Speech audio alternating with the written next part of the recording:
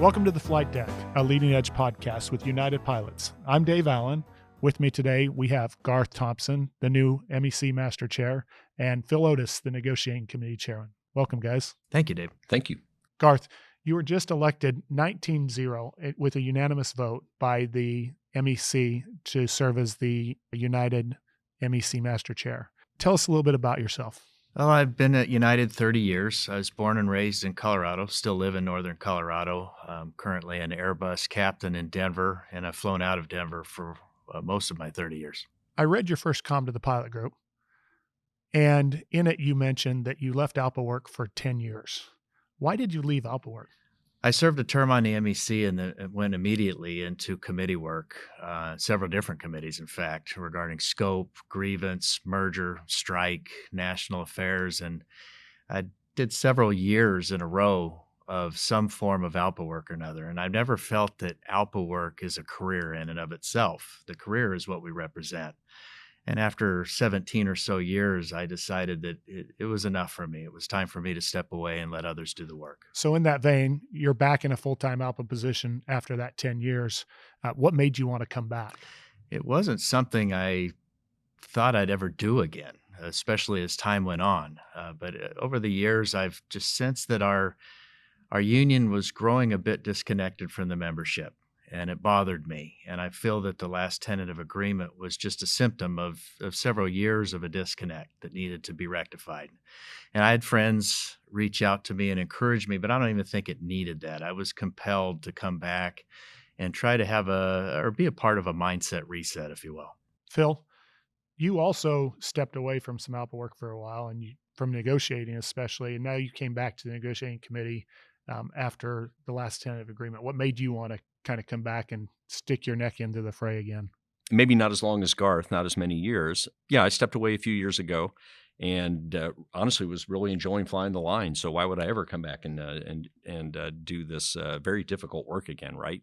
It is challenging work. That carries its own reward, but also seeing the ability to enhance that connection with the pilot group to provide what I could from my experience and having worked the role before, those types of goals are what motivate me to do the work. And I think it's important work, and I think that enhancing that connection with our pilot group will make for a better TA, quite frankly. I can appreciate that. So Garth, you had your first real MEC meeting as Master Chair a couple weeks ago.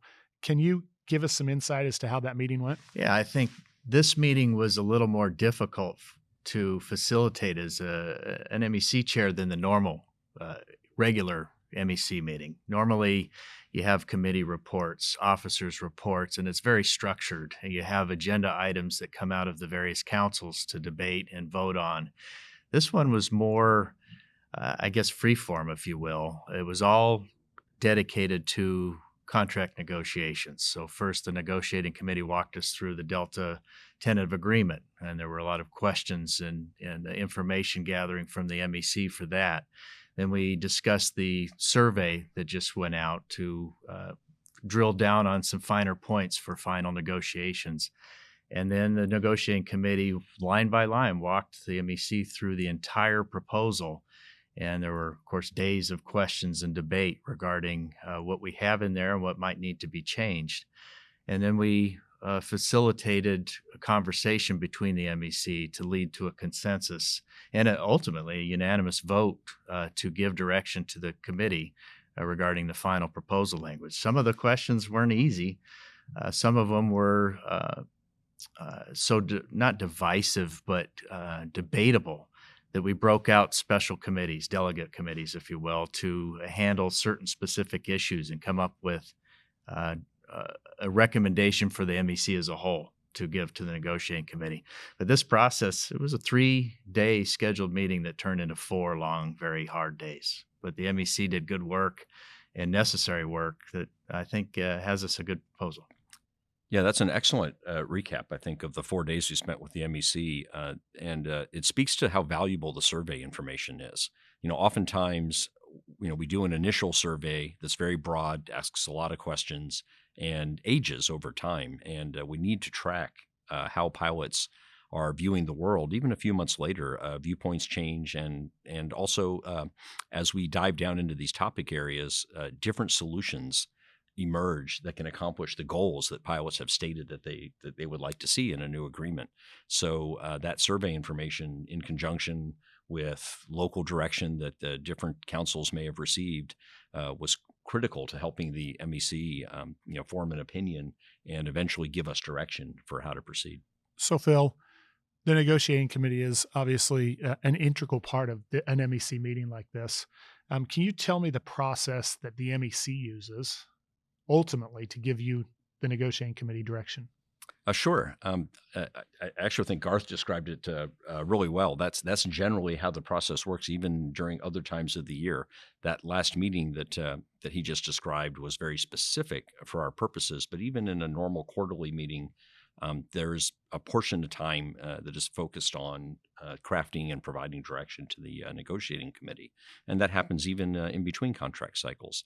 So typically, it is a local council that has either solicited or received a direction or a request for a change or whatever it might be from their local membership. Those are brought to the MEC in resolution form, discussed, debated, and crafted eventually into direction to specifically to the negotiating committee if it's a contractual item that requires a change. Oftentimes it might be just direction to another committee. When we're doing something more like this project, where now we're also engaged as subject matter experts to look at not only our contract, but another solution set, for instance, specifically in this case, the Delta tentative agreement. Now we're brought into that loop as well. And the MEC, using what they know from their local councils and from the surveys, can also craft direction based upon the information that we provide them on new solutions to solve the same problems, perhaps, or even our own problems that another pilot group might have enacted or implemented. So that's the difference maybe between how this last meeting went and how typical negotiations direction is crafted, but the result is the same. Yeah, so many of our pilots may not understand that the MEC chair sits on the United Airlines board of directors. Have you had a chance to talk to Scott Kirby? And specifically, if you have had a chance to talk to him, what have you talked to him about in regards to a industry-leading contract? We haven't met in person yet, but we did speak on the phone. It was a cordial get to know you conversation, but I did have the opportunity to discuss the upcoming negotiations. Mr. Kirby did state his intent to complete a deal in short order, and we've all heard his words around the crew rooms and two pilot meetings that he thinks it can be done rather quickly. And I explained to Mr. Kirby that our proposal will have depth, it will be comprehensive, and it will require a lot of work at the table.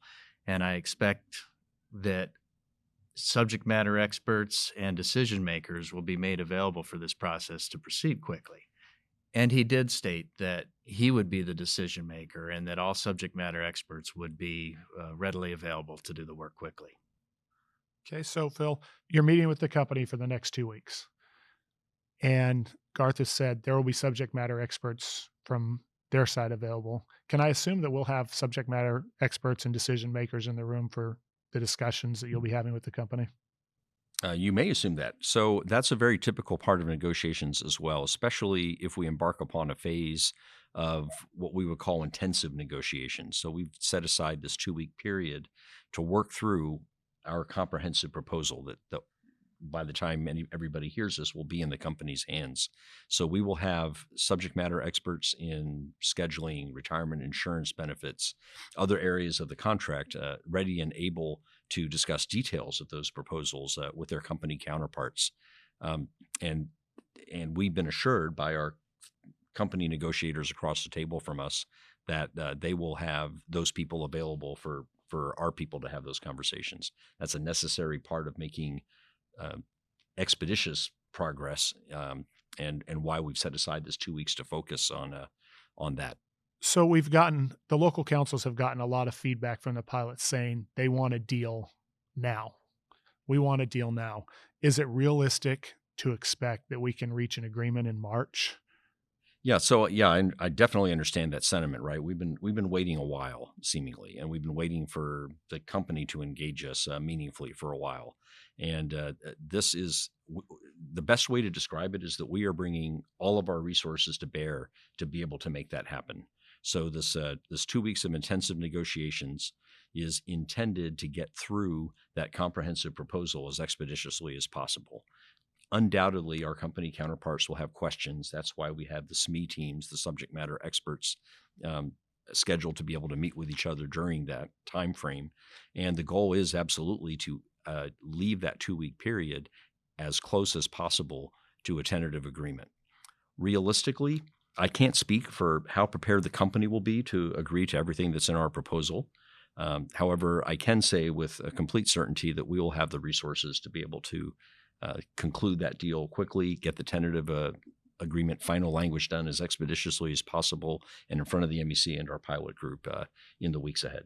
So, Garth, what is your goal with regards to positive change within the United Pilot Group? As far as a chair of the MEC, I want to be a facilitator of good work in representation, someone who can facilitate consensus building and unity at the table, a shared purpose, if you will. With the pilot group, I want to build trust.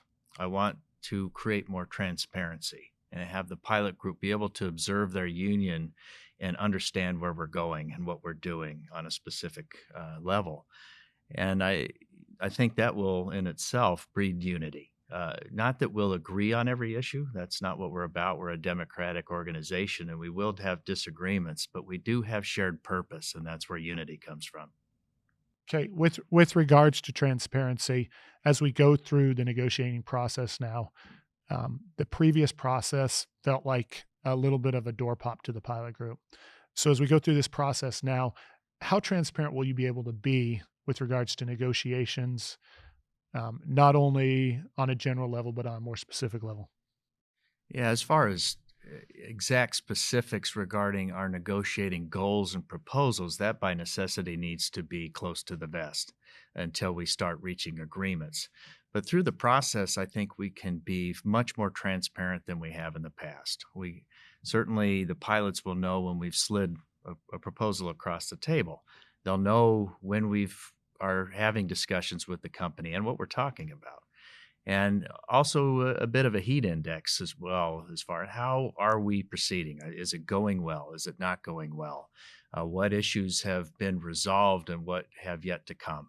And is this heading in a good direction or a bad direction? But ultimately, when we have a tentative agreement, we can also be much more transparent in the process of education and input for the pilot group very early on. The Delta pilots put the tentative agreement out right when the MEC saw it. And I think that's a much better way of doing business than we have in the past, where the MEC approves an agreement and sends it out, and then the pilots find out what's in it. So I envision that, at least while I'm MEC chair, that when we have a tentative agreement or an agreement in principle, we'll share as much information as we can as early as we can. So the pilots have a chance to provide input even prior to an MEC vote. Garth, how do you anticipate the education effort to go once we do get a tentative agreement? Along the lines of education of a tentative agreement, we've already had a lot of discussions among our team of maniacal, unbiased education.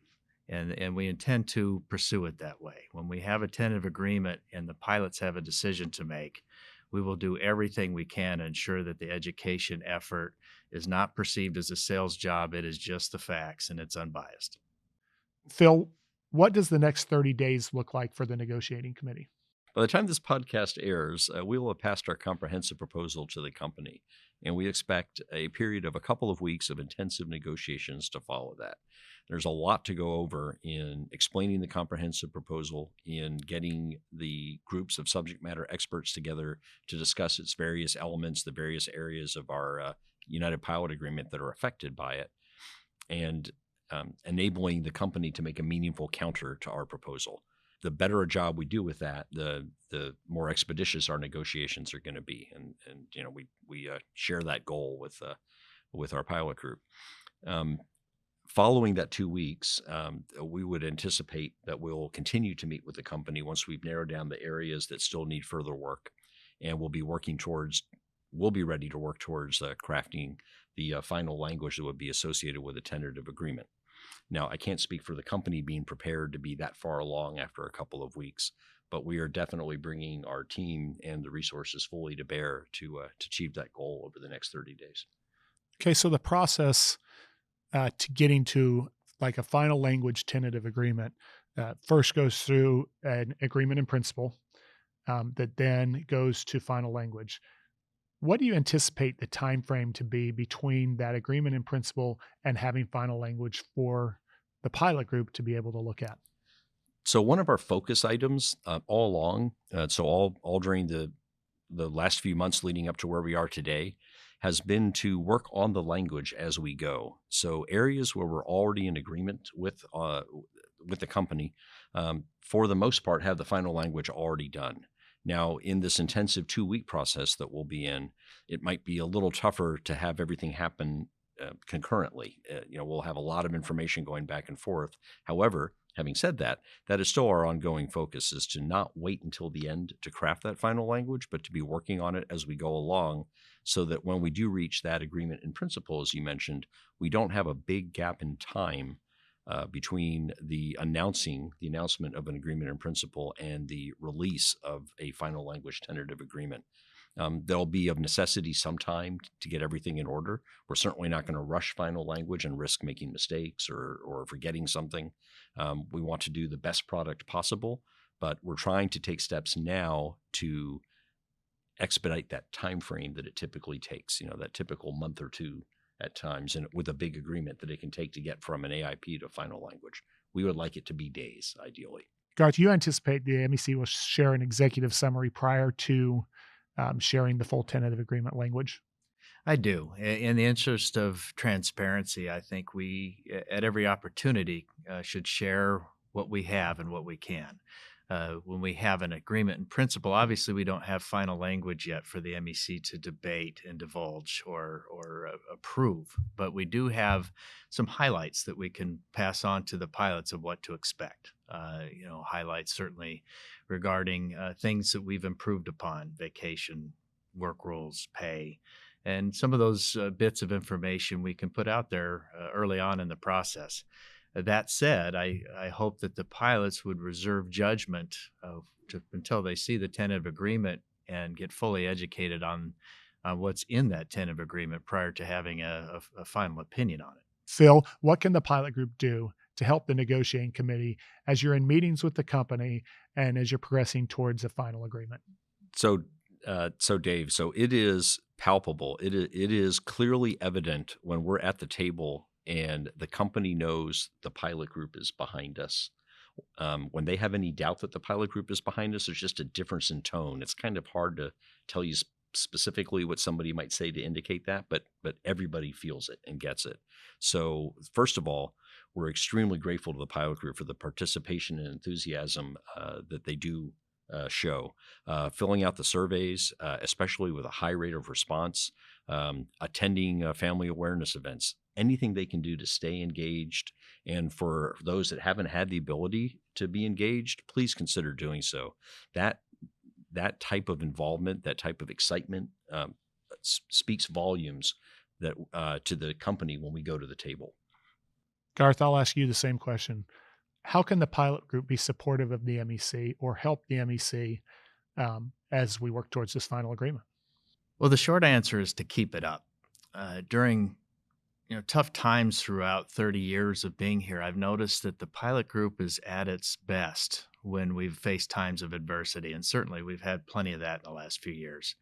And we've had a lot of upheaval, frankly, within the union and a lot of change in leadership. But the good part of that is that I sense a high level of engagement and interest right now. So keep it up. The pilot group is paying attention. We're getting a lot of input. We're getting a lot of direction. I think the company understands that the pilot group has given a mandate to their leadership and that they're behind the leadership. And that's strength. That gives us a lot of leverage. Garth, I've noticed through our discussion today that you seem to have a leadership philosophy. Could you break down that philosophy and share it with the pilots? Yeah, sure. The first thing that comes to mind regards representation and the MEC.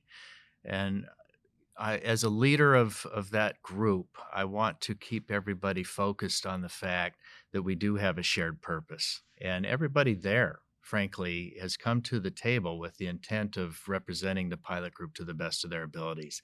And so long as we keep focused on issues and on that pure fact, I think we can put out great work. And the MEC has been operating very well since I've been MEC chair, and I want to foster that to continue. My primary goal as a representative is to be as transparent as possible with the pilots. I believe you improve upon that, you also build trust. You build trust, then you build ownership in the process. I want us all to have shared purpose, a shared sense of belonging, and that the pilot group feels like they're not just along for the ride, but they are actually driving the ride. All right. Thank you, Garth. And thank you, Phil. I appreciate you joining us on From the Flight Deck podcast today. Anytime. Thanks, Dave. Thank you, Dave. Thank you for joining us today on the Flight Deck, a leading edge podcast. If you haven't had a chance to fill out the MEC survey, please take the time to do so. As always, please remain informed and engaged. I'm Dave Allen. We'll see you next time.